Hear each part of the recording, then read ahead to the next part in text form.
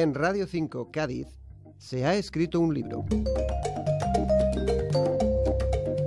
La historiadora Carmen Orcero, de San Fernando, nos traslada a la España de comienzos del siglo pasado a través de un relato de amor, superación personal, intriga y crítica social en su segunda novela, El suave olor de las magnolias. Con un título tan sugerente, pero al mismo tiempo intrigante, es difícil saber de qué va esta novela. Carmen, cuéntanos cuál es la historia de El suave olor de las magnolias. La historia está ambientada en Cádiz, año 1900. Es una época muy conflictiva, muy complicada. 2 años antes, 1898, se ha perdido en España pues Cuba y Filipinas. Sí, fue una época complicada para España entera. Imagínate para ciudades portuarias como Cádiz o como Santander, que prácticamente vivían del comercio americano. En ese momento en que el comercio cesa, pues se produce una crisis muy parecida a lo que tenemos ahora. O sea, que estamos otra vez en tiempos de crisis. Lo de las crisis está visto que no es un invento moderno, ¿no? En esto siempre he tenido una teoría porque yo soy licenciada en Historia. Sí. De la experiencia que tengo, de lo que he estudiado y esto, siempre he pensado que la historia es cíclica, que no hay nada nuevo bajo el sol, que las cosas se repiten cuando se dan unas circunstancias parecidas. En ese momento pues se dan esas circunstancias en toda España, pero sobre todo en ciudades como Cádiz. ¿Y cómo afecta eso a la protagonista de la novela? Porque la protagonista es Beatriz, si no me equivoco. Sí, la protagonista se llama Beatriz. Mira, le afecta, yo digo que en esa época existían 2 clases, los pobres y los ricos. Cuando ocurre una cosa de estas, pues no es que le afecte menos a los pobres pasan a ser un poco más pobres. Pero en cambio, en esa clase social burguesa, tan acomodada, que había vivido ese siglo de esplendor del XVIII, la primera parte del XIX, que habían copado todos los puestos importantes de la ciudad. Imagínate lo que significa perder totalmente el estatus. Entonces le afecta de una manera fuerte, le afecta al punto de querer mantener lo que eran pero que ya no son. Es una situación muy complicada y creo que es muy, muy sugerente. Porque ¿quién es esta Beatriz? Beatriz es una mujer, una chica joven, que pertenece a esa clase burguesa de la que estamos hablando, hija de un naviero. Aquí es donde entra un poco en juego el símbolo del título. Yo digo que está criada como un exquisito jazmín, porque las mujeres de la época eran verdaderamente criadas un poco para hacer la función de florero, simplemente para adornar los salones, pero estaban exquisitamente educadas, conocían idiomas, conocían música, tocaban el piano, asistían a tertulias literarias. Uh-huh. Y entonces, cuando llega un momento en el que hay que echar para adelante, yo digo que en eso las mujeres nos comportamos igual en cualquier época, en cualquier etapa de la vida, ¿no? Y en cualquier año. Y entonces Beatriz, como diría mi madre, se remanga y tira para adelante, y entonces se convierte en una magnolia. Porque las magnolias son unas flores que son muy fuertes, que aguantan muy bien, son muy resistentes, pero no pierden el aroma, no pierde la feminidad. Ella está recién casada, ¿no? La historia empieza con Beatriz, con la boda de Beatriz. Beatriz se casa. Un momento de mucha felicidad. Es un momento de mucha felicidad, claro. Sin embargo, a partir de ahí la cosa se pone complicada. Sí, porque yo aquí en esta vez he querido meterle un puntito también de intriga. Porque, mira, a mí me ocurrió una cosa cuando yo escribí el primer libro.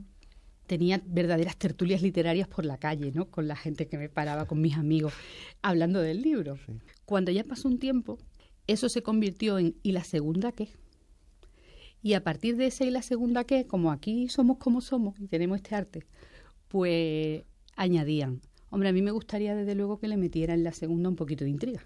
Y otro decía, hombre, como tú eres licenciada en Historia, tira un poco para atrás. Y entonces cuando yo me puse a escribirla, pues pensé, bueno, en realidad yo escribo para mí, ¿no? Escribo porque me gusta, pero es evidente que toda la gente que escribimos, los escritores, nos gusta escribir para quien nos lee. Y entonces dije, bueno, voy a conjugar un poco, que esto me guste a mí, pero que también les guste a ellos. Y entonces le he metido un poquito de intriga y entonces ocurre un suceso inesperado. ¿Qué es lo que va a hacer que esta mujer cambie la vida? De ser, como tú decías, un simple florero sin quizá demasiadas expectativas en la vida, a tener que tomar las riendas, me imagino, de su propia vida también, ¿no? A tener que tomar las riendas de su propia vida, algo que no se podían imaginar. Que es algo que es extraño para aquella época y que me temo que en muchos casos, ¿tú crees que todavía sigue siendo un poquito extraño para muchas mujeres hoy en día? Totalmente, yo creo que sí. De hecho, yo le he dedicado este libro, si ves al principio la dedicatoria, yo he puesto a ellas mis magnolias, porque yo creo que todavía hoy en día evidentemente conocemos a muchas magnolias, que son mujeres que están tirando para adelante, más en estas circunstancias como pueden. Yo el hecho de ser 1900 y a colación con lo que me estás diciendo de cambiar la vida de una mujer y todo eso, también yo quería hacer un poco un homenaje. Yo creo que la historia es un poco injusta con los héroes anónimos, ¿no? Todo el mundo conoce a los abanderados de las revoluciones, que me parece muy bien porque se lo merecen, pero nadie se levanta un día y coge una pancarta. Antes ha habido mucha gente que han ido poniendo su granito de arena, en muchos casos, como pasa esta Beatriz, sin ni siquiera pretenderlo, sin pretender ser una heroína, sino porque la vida la lleva a esas circunstancias. Esta mujer es una persona educada, y cuando tú le das a una persona la libertad, la educación, le das la libertad de pensar.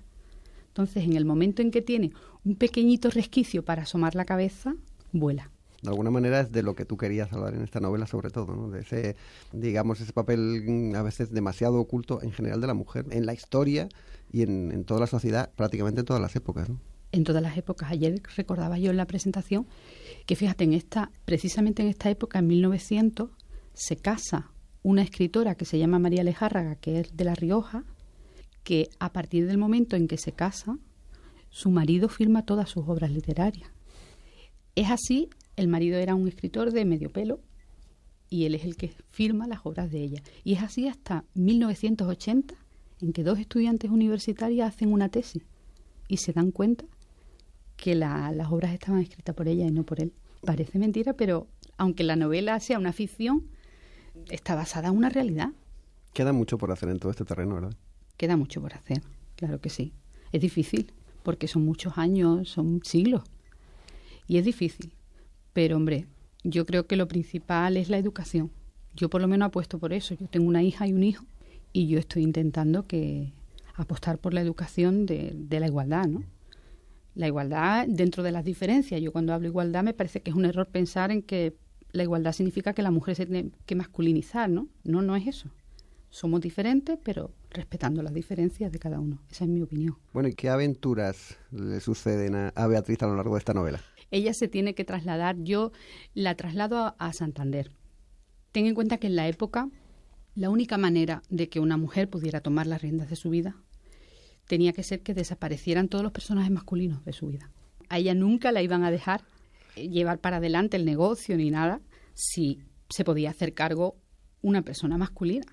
De hecho, existía una cosa entonces que se llamó el yernismo, que era que, bueno, cuando un comerciante, un naviero o alguien importante en los negocios solo tenía hijas, pues entonces la forma de mantener su negocio era casar a la hija con el hijo de un naviero, de alguien que supiera más o menos llevarle el negocio. ¿Y dónde queda ahí la personalidad propia de la hija? Pues imagínate dónde queda la personalidad de la hija. La personalidad de la hija queda casada casi por conveniencia, con unos noviazgos que prácticamente eran pasear por una calle con la madre de por medio y ya está. Entonces por eso me la llevo a Santander y ahí es donde le va a ocurrir muchas cosas. Muchas cosas que no hace falta que nos cuente. No. Porque estoy seguro de que a los lectores les va a encantar irlas descubriendo. Claro. Por lo que veo, tú eres, como dices, eres historiadora y eres apasionada de la historia y también de la literatura. Sí.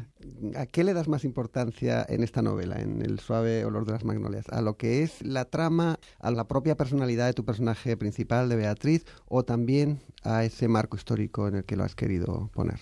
He intentado llevar las dos cosas de forma paralela. Es muy importante la ficción, pero la ficción está encuadrada dentro de la historia, ¿no? Entonces he intentado hilar que si tiene que aparecer un personaje histórico, he procurado que sea un personaje que realmente existió, ¿no? Si hay que hablar de una institución, de un señor que gobierna tal, o un alcalde o lo que sea, pues procuro que los nombres sean verdaderos. Entonces he tenido que hacer una labor de documentación importante para casar las dos cosas, la ficción con la verdad.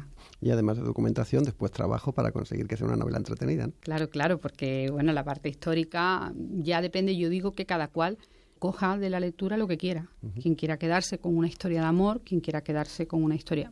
Eso cada uno que lo coja como quiera, ¿no? Quien le guste la historia, pues yo creo que puede encontrar, sin ser un ensayo ni muchísimo menos, es totalmente ficción, pero bueno, puede encontrar el ambiente, es una ambientación. Bueno, pues esperemos que sean muchos los lectores que encuentren esta novela y encuentren muchas cosas que les guste y que tengan muchísimo éxito. Muchas gracias. Muchas gracias a ti, Miguel.